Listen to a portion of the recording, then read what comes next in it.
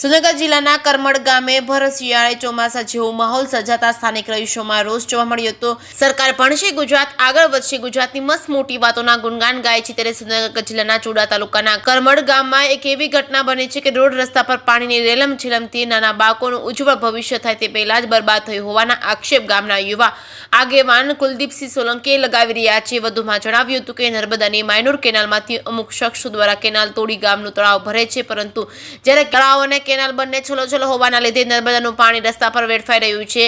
આ રસ્તા પર ગંદા પાણીથી સ્થાનિક રહીશો રોગચાળો ફાટી નીકળવાની દહેશત સેવાઈ રહી છે। ભર શિયાળે ચોમાસા જેવો માહોલ સર્જાયો છે, નાના બાળકોનું ભણતર બગડી રહ્યું હોવાની રાવ ઉઠી રહી છે, ત્યારે ગામના યુવા આગેવાન કુલદીપસિંહ સોલંકીએ રોજ સાથે હૈયા વરાળ કાઢી હતી અને આ ગંદા પાણીથી કોઈ મોટા રોગચાળો ફેલાશે અને ગામમાં અસંખ્ય બીમારી ફાટી નીકળશે। આ તો ભરાયેલા પાણીના લીધે બીમાર દર્દીના સારવાર માટે 108 પણ આવી શકે તેમ નથી, એટલે કાંઈ પણ બનશે તો ચૂંટાયેલા ધારાસભ્ય અને સરપંચ સહિત ના લાગતા વળગતા અધિકારીઓ તેમજ તંત્ર જવાબદાર રહેશે।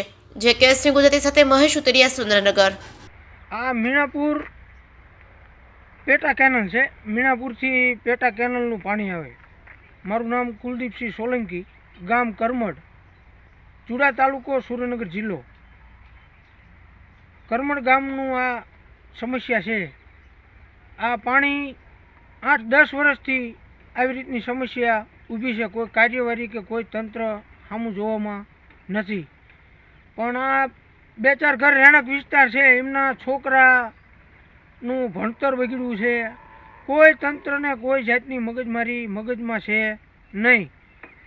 પણ હવે તંત્ર કંઈક કાર્યવાહી કરે આની એવી આશા રાખું છું અને આમાં પગલાં લે, આમાં કંઈક ધ્યાન દે એવી કોઈક સરપંચને રજૂઆત કરું છું।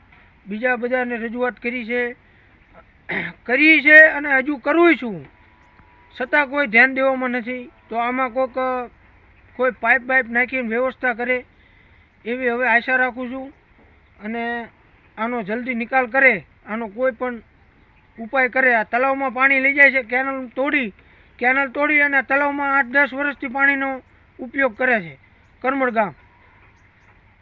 તો ગામમાં સારું થતું હોય તો આપણે કોઈ આડોપગ કરવામાં નથી, પણ કંઈક પછી વિચારવું જોઈએ કે ભાઈ સામે છોકરાઓનું ભણતર બગડે છે, હાલીને જવું આવવું, આ ડોહા બીમાર છે અત્યારે તો દવાખાને જવું, કોઈ સમસ્યા કોઈ ગામમાં કોઈ લેવું મૂકવું આ છે તે છે, ઘર હોય તો બધી સમસ્યા હોય, કોઈ નાની ઝીણી મોટી વસ્તુ લેવા જવું હોય તો ચાથી જવું, કેવી રીતે જવું, વારંવાર પોઝિશન બહુ ટાઈટ છે। એટલે તંત્રને આપણે કહીશું કે ભાઈ આના કાર્યવાહી કરે અને પગલાં લે, નકર પછી હવે સહન શક્તિ બધી ગુમાવી ચૂકવામાં છીએ અને પછી આનો કોઈ જવાબદાર સરપંચ, ગામના આગેવાનો,